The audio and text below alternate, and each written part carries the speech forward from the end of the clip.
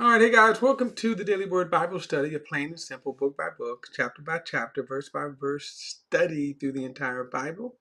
We are in Acts chapter 18, and again, as Paul, we were introduced to Aquila and Priscilla, a dynamic husband and wife ministry team. And that's very interesting. Remember, I said as we go through the book of Acts, in an indirect way, the book of Acts also becomes our sort of blueprint, not kind of line by line or word by word, but it certainly gives us, if you study the book of Acts, it gives us a blueprint. It gives us some examples in terms of the New Testament church. So, for example, this is something that I'm doing on another study that I wish I had studied, found this in the book of Acts. Here's a good example of what I mean. Here's a good example of this. In 1 Corinthians chapter 12, when you're talking about the gifts of the Spirit, and one of the gifts of the Spirit is the discerning of spirits, or as it is also in the translation that I use, the Holman Christian Standard Translation, distinguishing between spirits. And while Paul does not, he just kind of lists the gifts, but not necessarily list them and then describe them. As we are reading through the book of Acts, we're seeing examples of, for example, speaking in tongues. We see an example of what an apostle and a prophet, a pastor, an evangelist is. We're seeing these different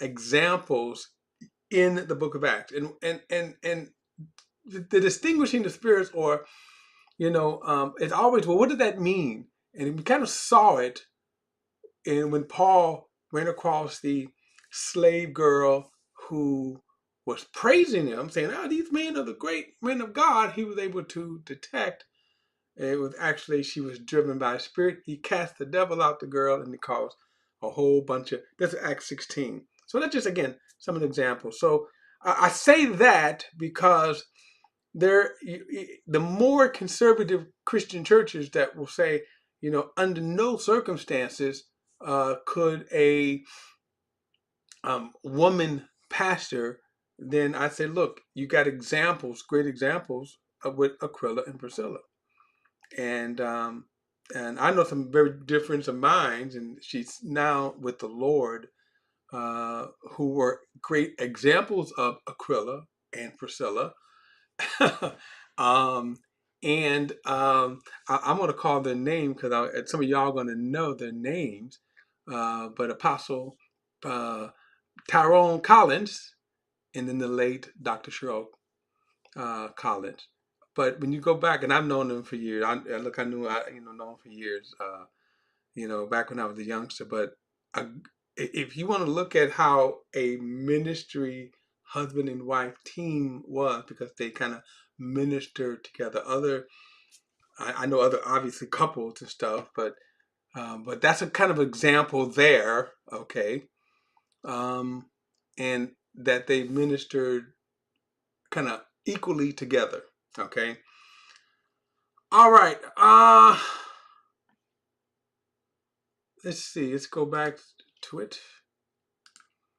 I'll start in verse 1 since we only got so far. We got a lot of backstory here. But he said, after this, he left Athens and went to Corinth, where he found a Jewish man named Aquila, a native of Pontus, who had recently come from Italy with his wife Priscilla, because Claudius had ordered all the Jews to leave Rome.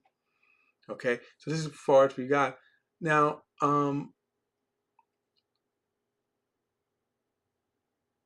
I'll just move on. Remember, I said too that this is kind of a good example also of how the scholars give us the information. Like if you have a study Bible, and you will see sometimes descriptions, or you will see notes, whatever, and they would say, like for example, this dating here of this event. They can compare this event by historical records that they have found through archaeology. So we know that Claudius did this around AD 51, which we also know that Corinthians, First and Second Corinthians, were written around AD 51. So it kind of gives us a kind of a neat timeline when you go back to the book of Acts, which kind of starts around AD 33. So it kind of gives you a timeline there where we're talking about what, a little over 20 years, right? Or just under 20, 18, 19 years, if I got that right. Anyway, so kind of timeline, we can see this. All right, so it says here, where he found a Jewish man named Aquila, a native of Pontus, who had recently come from Italy with his wife Priscilla, because Claudius had ordered all the Jews to leave Rome. Paul came to them. So now they become very close friends. And one of the reasons why, now look at the verse 3, and being of the same occupation, he stayed with them and worked, for they were tent makers by trade. Now, very interesting here that Paul, and it wasn't uncommon for Jewish males to have a trade. And in this case, we can see Paul was a tent maker. That was his trade. Not They didn't always live off of ministry, and especially when you had situations where Claudius kicked all the Jews out. So let's say if they had businesses, let's say in Rome, they just lost all that business. They always had their trade that they can fall back on. So that's kind of interesting to know that, that, and really there are ministries today.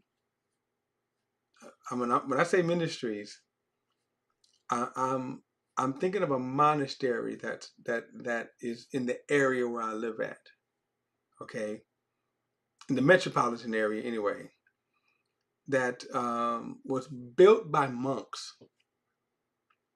Now it's a park district, but it was built by monks. I mean, this thing was nice size, huge monastery. Okay, and it had the old stone bricks, and it had all of that was done by the monks. All the building, I think most of the building was done by monks. And they had that trade. So when you look at the walls, when you look at the stuff here, I don't know if things like the boiler and stuff was done by the monks. I think the electric was put in, the plumbing was put in. In other words, the monks had those trades. Very interesting. Okay, so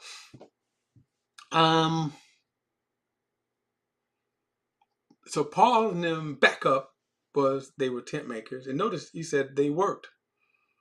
So while Paul was the great apostle Paul, notice he worked. Okay, he worked. Now, I think I mentioned this last time with Corinth. Corinth was a very wealthy city, or middle class to upper middle class city. To the point, and you can read this in 1st and 2nd Corinthians, where Paul did not take an offering from them because they were hung up on money. And they actually got mad that Paul didn't take money. And Paul even told them that I took from other churches. Why? Because y'all hung up on money. But they were very affluent. They had affluent city of Corinth, very wealthy, but they were also, of course, as we said before, very corrupt, very,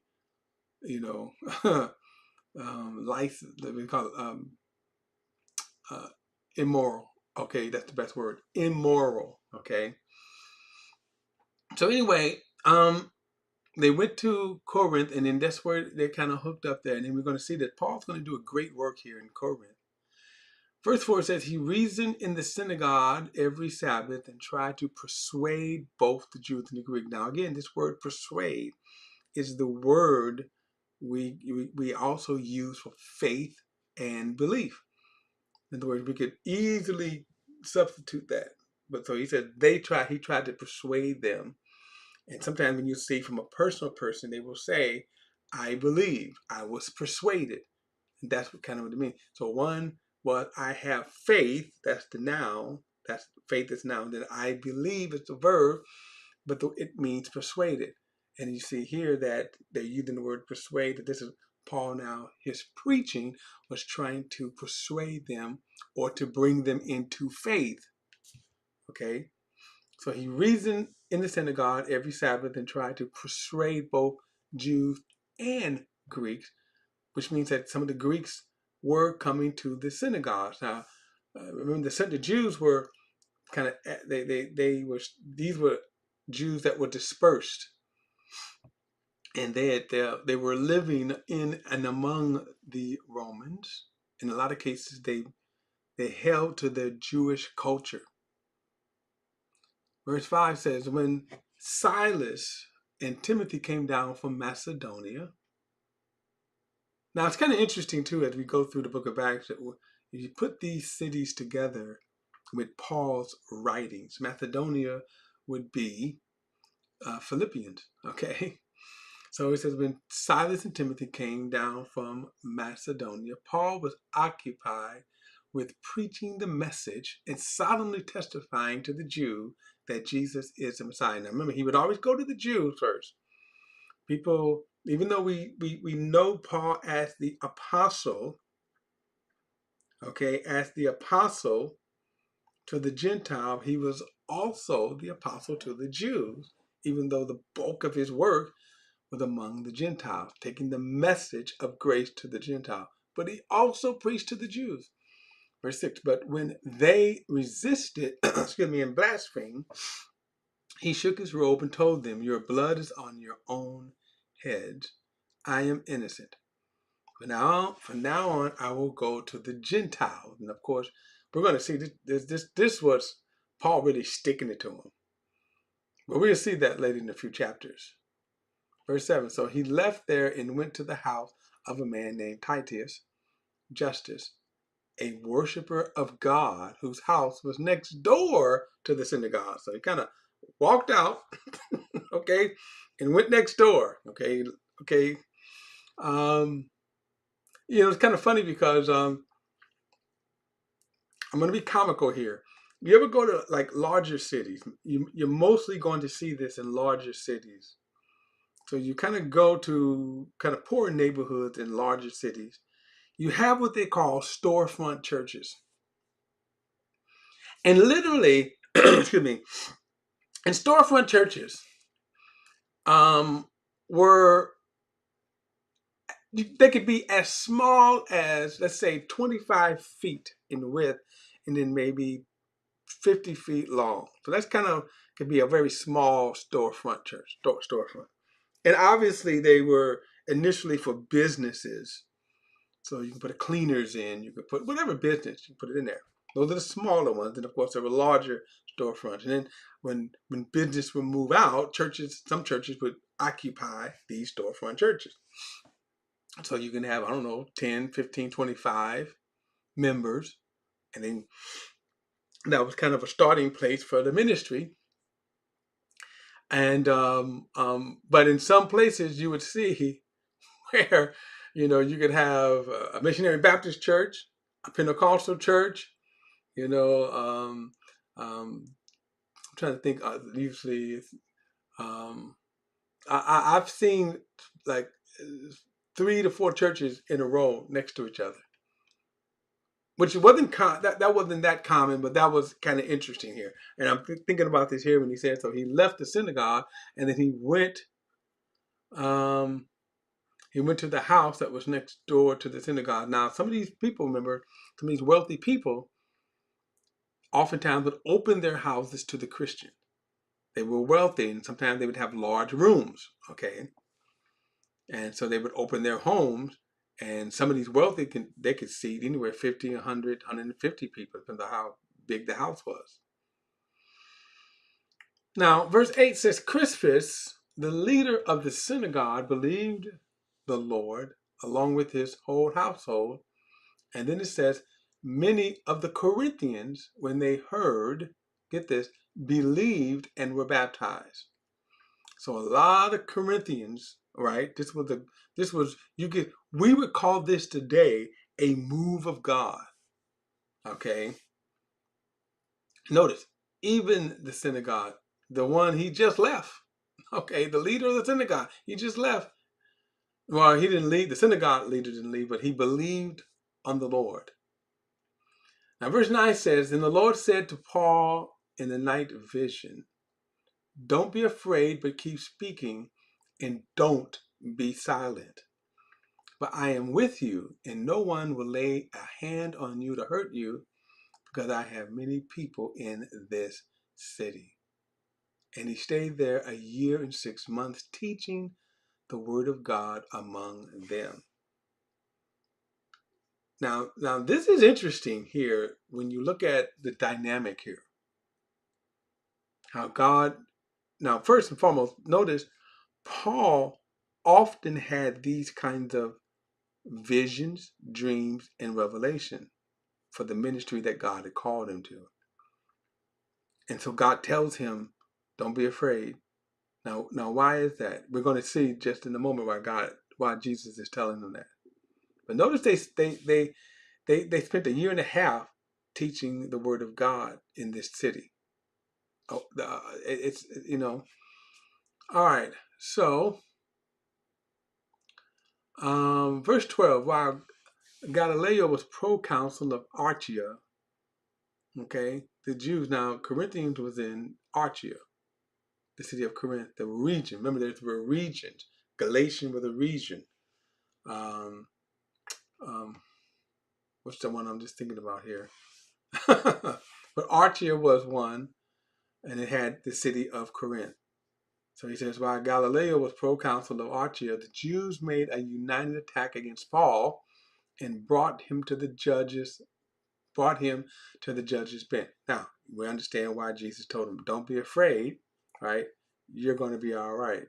So you see this now attack, this assault. He says, this man, they said, persuades people to worship God contrary to the law. Now, they're making a Jewish case.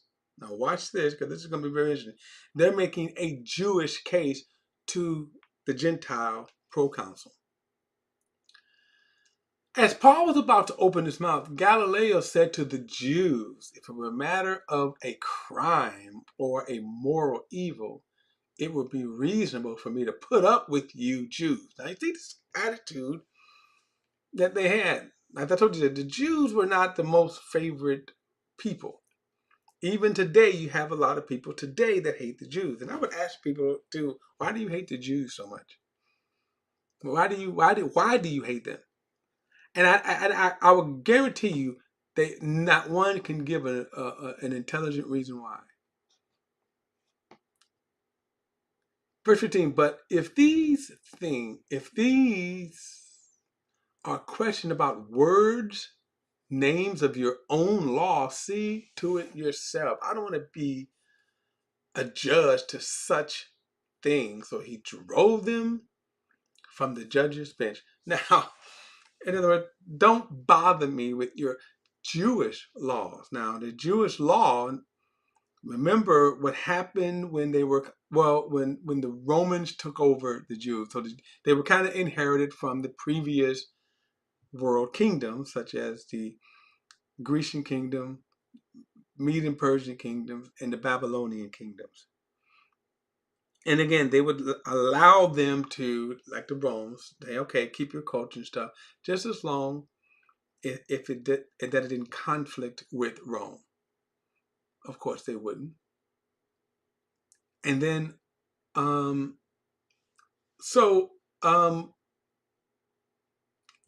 but they didn't. The Jewish law, even though the Jews were allowed to kind of keep it, they had to stay within the Roman law. The Roman law superseded the Jewish law. And we're going to see this here all the time. This is why the Jews could not execute Jesus. They needed to persuade Pilate to give the order because they couldn't. Because if they could, yeah, they would have been killed Jesus, but they couldn't. There were certain things they couldn't do. By Roman law, they were restricted. So, you see this attitude here towards the Jews. And then verse 17 says, then they all seized Sosthenes, the leader of the synagogue, and beat him in front of the judge's bench. But none of these things concern Galileo. Now, the one thing about Sosthenes here, this name, and we'll come back, but one of these things about this name, Sosthenes, we see him in the book of, in the letter of Corinthians, as the beloved brother.